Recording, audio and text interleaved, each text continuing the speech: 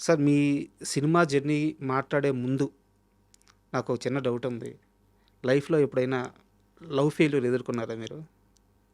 ఏ ఇంటర్వ్యూలో ఎవరు మిమ్మల్ని ఈ క్వెషన్ అడగలేదు. ఎక్కడ మీరు దీనికి సమాధానం చెప్పలేదు. బట్ నాకెందుకో బలంగా అనిపిస్తుంది. ఓ మంచి లవ్ ఫెయిల్యూర్ మీ జీవితంలో ఉంది అనిపిస్తుంది. లేదబ్బా అన్నట్టుగా ఫ్రాంక్గా లేదు. హ్మ్.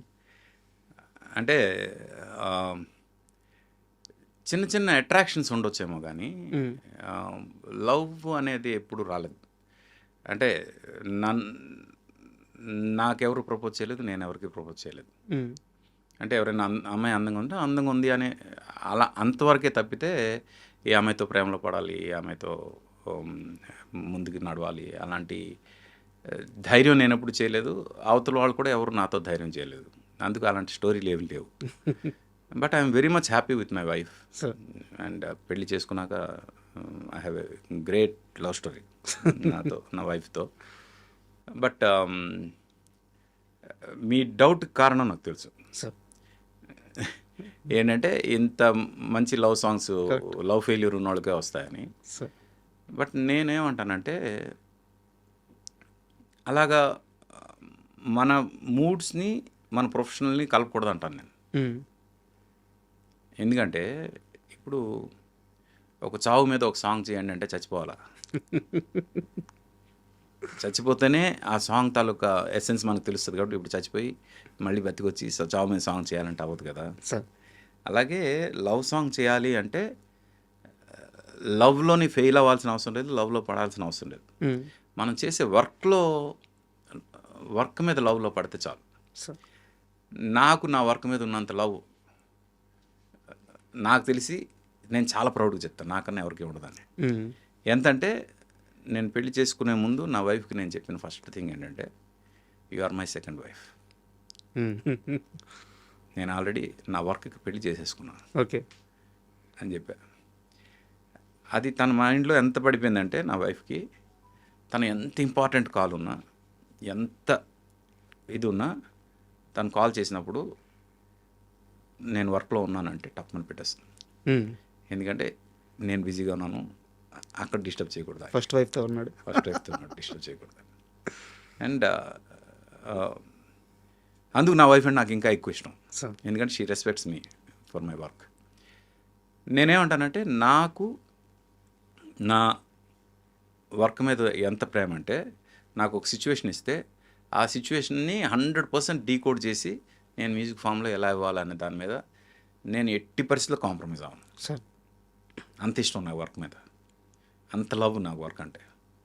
అందుకు ఆ వర్క్ని అంటే మీరు ఏ సిచ్యువేషన్ ఇచ్చినా ఆ సిచ్యువేషన్కి నేను అడాప్ట్ చేసుకుని దాన్ని మ్యూజిక్ ఫామ్లో డీకోడ్ చేయగలను. సార్ అది దానికి నా లైఫ్లో వచ్చిన ఎమోషన్స్తో సంబంధం లేదు. ఓకే. సార్ యాక్చువల్‌గా మీరు మ్యూజిక్ డైరెక్టర్ అయ్యే ముందు అంటే మొదటి అవకాశం వచ్చే ముందు మీ ట్రావెల్ అంతా చాలా ఇంటర్వ్యూలో చెప్పారు. నేను వాటిని ప్రస్తావించలేదు. చక్రి గారితో కలిసి మీరు కొన్ని ఆల్బమ్స్ చేశారు. చక్రి గారు విడిగా చేశారు. మీరు చేశారు. కలిసి చేశారు. త్రివిక్రమ్ గారితో కలిసి చేశారు. ఆయన లిరిక్ రైటర్‌గా, మీరు మ్యూజిక్ డైరెక్టర్‌గా. సో ఎంతో ప్రయాణం ఉంది. అయితే నేను వాటి గురించి ప్రస్తావించట్లేదు. అందరికీ తెలుసది. అయితే మొదటి అవకాశం వచ్చినప్పుడు చాలామంది ఏమీ ఆలోచించరు. లాయల్టీ, నమ్మకం, నిజం, అబద్ధం, న్యాయం, అన్యాయం ఏం ఆలోచించరు. ఇంత కష్టపడి వచ్చిన వ్యక్తి మొదటి అవకాశం వచ్చినప్పుడు దాన్ని సద్వినియోగం చేసుకోవాలనే చూస్తారు. కానీ సినిమాకి మీరు మ్యూజిక్ డైరెక్టర్‌గా ఫైనల్ అయ్యారు. ట్యూన్స్ చేశారు. ఆల్మోస్ట్ మీ చేతిలోనే సినిమా ఉంది ఇంకా. చంద్రసిద్ధార్థ్ గారు ఆ సినిమా నుంచి బయటికి వెళ్ళిపోయారన్న ఒకే ఒక్క కారణంతో మేబీ ఆయనే మీకు ఆ ఛాన్స్ ఇప్పించి ఉండొచ్చు. ఎళ్ళాల్సిన అవసరం ఏంటి? లాయల్టీ దీనికి ఒక్కదానికే కట్టుబడి ఉన్నారా? కెరీర్ కంటే లాయల్టీ ఎక్కువ అనుకున్నారా అప్పుడు? అంటే ఎథిక్స్ లేకుండా మనం బతికితే డౌన్ ది లైన్ హ్మ్. వెనక్కి తిరిగి చూసుకున్నప్పుడు ఇక్కడ నేను ఎథికల్గా తప్పు చేశాను అనే ఫీలింగ్ వచ్చినప్పుడు ఆ రోజే చచ్చిపోవాలి మనం. హ్మ్. నా పర్సనల్ ఫీలింగ్ అది. అందుకు నేను ఎథికల్గా ఎక్కడ తప్పు చేయకూడదు అనే ఉద్దేశంతోనే నేను ఉంటాను. అక్కడ చందు గారు నేను బెస్ట్ ఫ్రెండ్స్. ఆయన వల్ల నాకు అవకాశం వచ్చింది. హ్మ్. నేను ఎప్పుడు ఆయన దగ్గరికి వెళ్ళి నేను మీ సినిమాలో మ్యూజిక్ చేస్తాను, నాకు అవకాశం ఇవ్వండి అని కూడా అడగలేదు ఎప్పుడు కూడా. ఇప్పటి వరకు కూడా ఏ సినిమాకు నేను అడగలేదు నా మ్యూజిక్ డైరెక్టర్గా అవకాశం తెలుసు ఇవ్వండి. సార్. హ్మ్. చందు గారికి కూడా నేను ఎప్పుడు అడగలేదు. బట్ మేము ఎంత ఫ్రెండ్స్ అంటే నేను చేసే ఫస్ట్ సినిమాకి by default RP music director అని ఆయన ఫిక్స్ అయ్యారు. హ్మ్. అలాగే ఆయన సినిమాలో నన్ను పెట్టుకున్నారు. హ్మ్. ఆ సినిమా రికార్డింగ్ కంప్లీట్ అంతా అయింది. అక్కడేదో చిన్న మనస్పర్ధలొచ్చాయి. ఆయన బయటకొచ్చారు. ఆబ్వియస్‌గా ఆయనతో పాటు నేను బయటికి రావాలి. ఆయన పక్కకి ఆయన వెళ్ళిపోతే వెళ్ళిపోయాడు. నాకు ఈ సినిమా ఇంపార్టెంట్ అనుకోని గనుక నేను ఆ సినిమా చేసుంటే, నా లైఫ్‌లో నేను ఎట్టి పరిస్థితిలో చందు గారికి మొహం చూపించుకునేవాడిని కాదు. హ్మ్. అలాంటి స్థితి నాకు రాకూడదు. ఆయన అడిగారా మిమ్మల్ని? ఆర్‌పి నువ్వు గూడా బయటికి రమ్మని? మీరే ఎళ్లారు లేదు, గదా! లేదు. నా అంతట నేను వచ్చాను. హ్మ్. ఆయన ఒక సందర్భంలో మీకు అనిపిస్తే చేయండి ఏముంది అన్నారు. హ్మ్. అంటే ఆయన చాలా మంచి మనిషి కాబట్టి ఆయన పెద్ద మనసుతో ఆ మాట అన్నారు.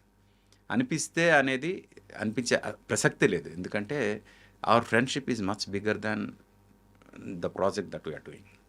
ప్రాజెక్ట్స్ ఏమున్నాయి వస్తాయి పోతాయి. కానీ ఓ మనిషి పోతే మనిషిని మనం వదులుకోలేం కదా!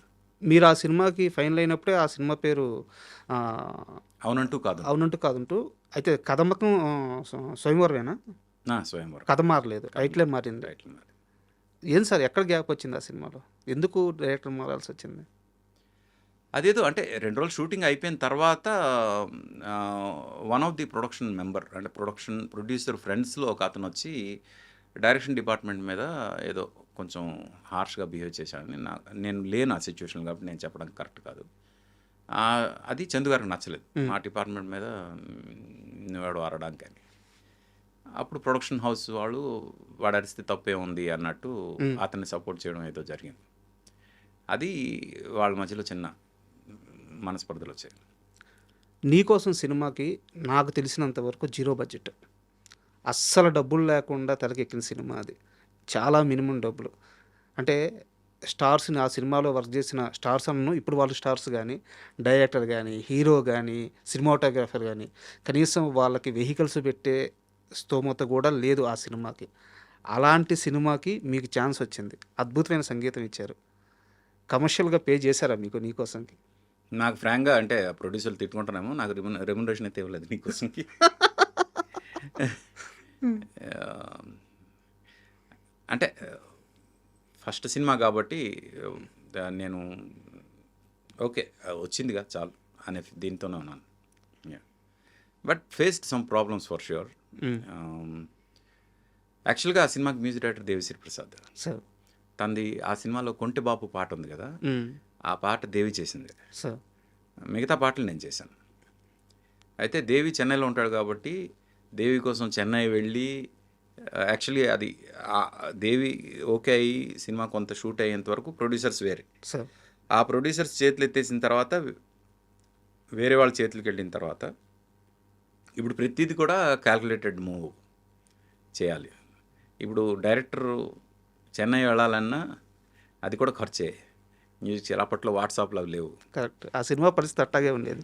అది అది అందుకు ఇంకా లోకల్‌గా చేయాలి అనే దీనిలో అప్పుడు ఈ అవునంటూ కాదంటూ చేసిన ఓ 2 ట్యూన్‌లు తీసుకొని హ్మ్. వాళ్ళు వైజాగ్ వెళ్ళి షూట్ చేసి వచ్చిన తర్వాత హ్మ్. అప్పుడు నాకు ఫోన్ చేసి చెప్పారు. ఈ సినిమాకి నువ్వు మ్యూజిక్ డైరెక్టర్‌వి అందరికి నచ్చింది అని. అప్పటి వరకు నాకు తెలీదు నేను ఆ సినిమాకి మ్యూజిక్ డైరెక్టర్ అని. 2 సాంగ్‌లు షూట్ అయిన తర్వాత నాకు తెలిసింది నేను మ్యూజిక్ డైరెక్టర్ అని. ఆ తర్వాత ఈ సినిమాకి నువ్వే మ్యూజిక్ చేయాలి అంటే అప్పుడు శ్రీను వైట్ల గారు అంటే గంటా శ్రీనివాస్ గారు ప్రొడ్యూసర్ ఆయన చెప్పారు. హ్మ్. సినిమా టైటిల్ నీకోసం అని చెప్పగానే నాకు మనసులో మెదిలిన పాట నీకోసం టైటిల్ సాంగ్.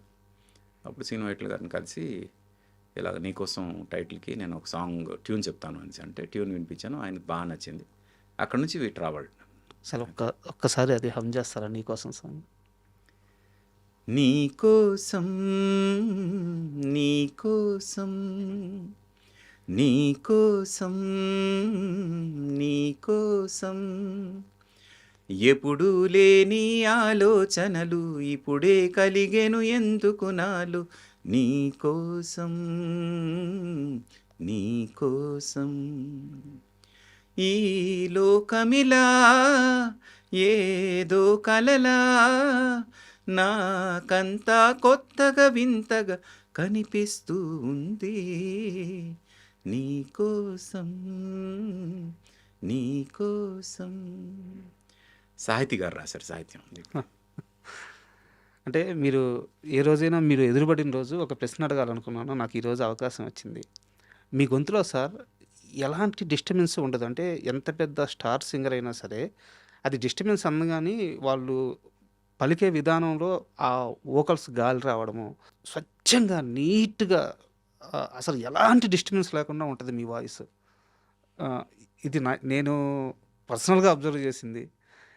ఎలా ఇది ఫస్ట్ నుంచా? ఏమన్నా కేర్ తీసుకున్నారా? మా అమ్మ నాన్నకి థ్యాంక్స్ చెప్పాలి ఈ జీన్స్ ఇచ్చినందుకు. స నేను ఫ్రాంక్‌గా ఎలాంటి కేర్ తీసుకోను. హ్మ్. నేనెప్పుడు ప్రాక్టీస్ కూడా చేయను. హ్మ్. రోజుకి ఇన్ని గంటలు ప్రాక్టీస్ చేయాలి ఇవి కూడా ఉండవు నాకు. హ్మ్. నేను కంపోజ్ చేసి రికార్డ్ అయిపోయిన తర్వాత ఆ పాట నేను వినను అసలు. ఎవరో ప్లే చేస్తే వినడం తప్పితే నా అంతట నేను ప్లే చేయడం కూడా ఉండదు. ఆహ్, అంటే కొంచెం గేర్ ఎక్కువేమో నాకు.